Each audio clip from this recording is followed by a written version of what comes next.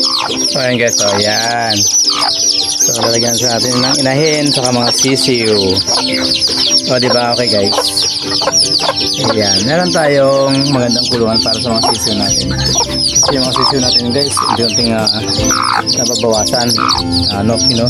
Kinakain yata ng daga o mga pusa. Kaya ikukulong natin sila guys dito. Lalagyan natin siya ng isang inahin para kukubkubin niya yung mga sisiw pagdating sa gabi. So ayan guys, thank you for watching guys. Don't forget to like, share, and subscribe my channel. Hello guys, welcome to my channel, Noel Mix Vlog. Please like, share, and subscribe. Thank you. Ito nga pala guys yung nabili kong screen sa hardware. So ito ang gagamitin natin pang flooring sa ating kulungan ng mga sisiw. So let's go.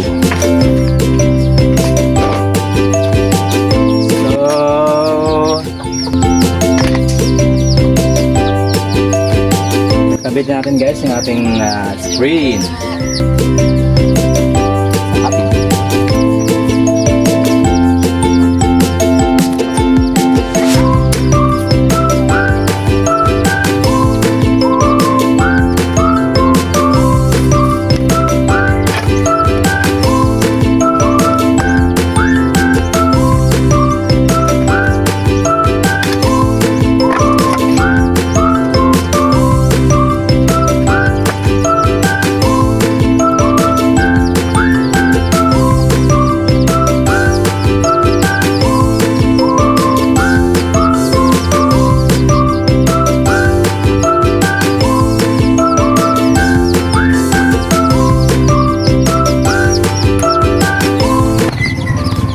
Takat natin guys,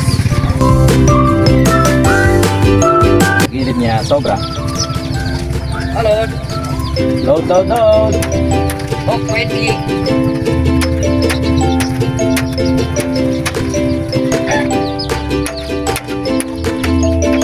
Ito wala tayong cutter wala tayong pliers, gunting na maliit na lang.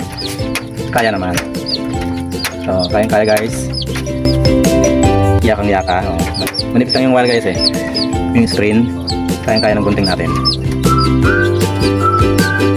Huwag lang masira yung gunting kasi ang liit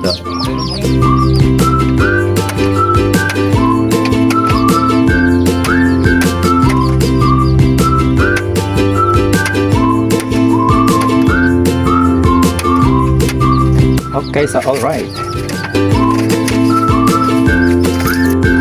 Guys, tapos natin yung cut. Ito, bali titupin natin to guys. Nasa gilid niya. Parang nakalak siya dito sa kahoy. Yan, titupin natin to guys. Yan. So sa kabila din guys, titiklopin natin doon sa kabila. Yan. Tiba yung sahig natin. Ito din, titiklopin natin dito.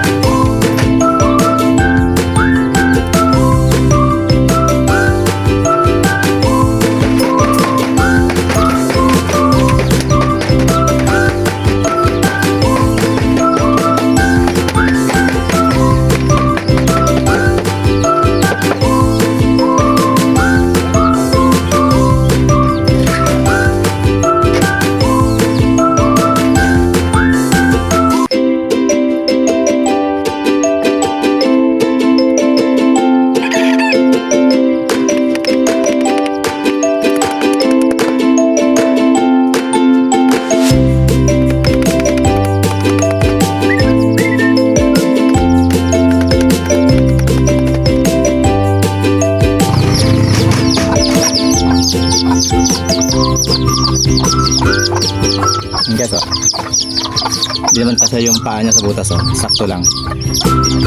Yan, hindi naman siya nakuhulog guys. Kaya yung butas ng screen natin guys, okay lang, tama. Tatalon. Testing lang, testing para sa mga sisiw natin. Okay.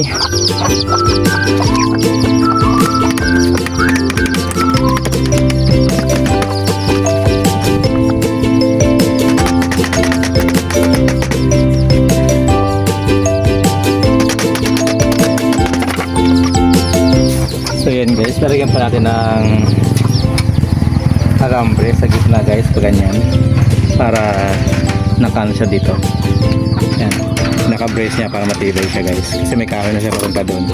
So alambre na lang lalagyan natin papunta doon, alambre. Yan, naglagay ko ng isa guys, yung alambre, para kahit na hindi na masisyo, kahit na yung malalaki ang ilagay dito guys, yung katulad ng matandang na yan, hindi lulubog to kasi meron siyang brace na alambre. Ayan, so lalagyan pa natin ng isa dito guys, para dalawa yung brace natin dito saka dito, para matibay yung ating sahig.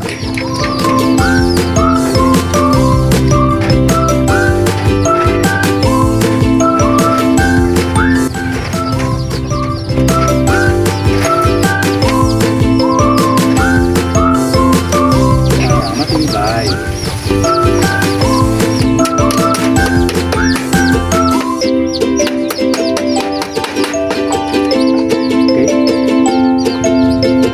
Alright, good guys.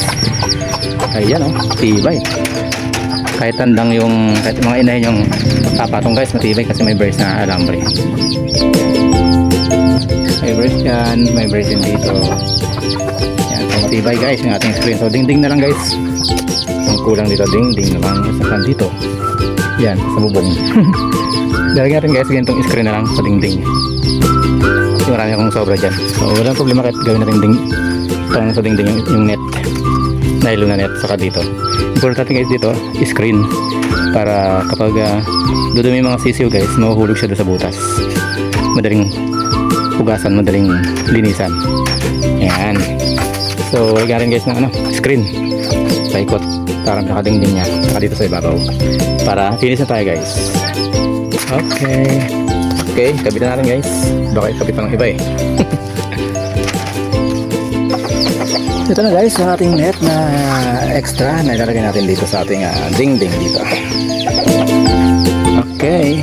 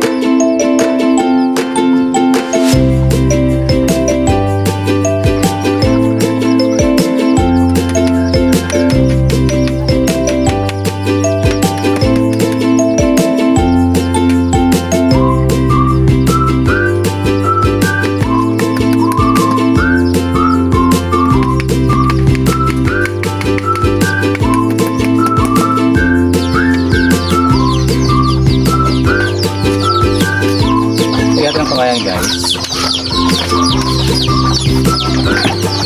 isang iipit dito sa baba. So guys, yan, kapakuha natin iipitin natin guys, para hindi maluwag.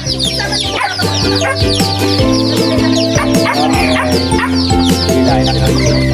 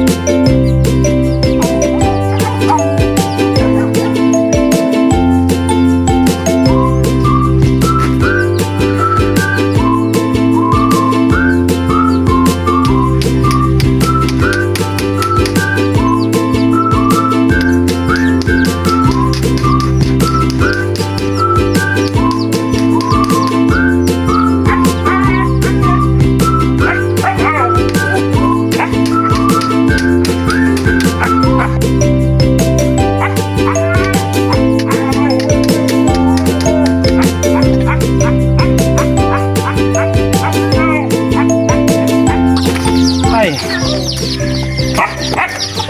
So ayan guys, natapos din natin ang ating kulungan. Ayan. Very nice. So lalagyan natin siya mamaya ng sisiw guys.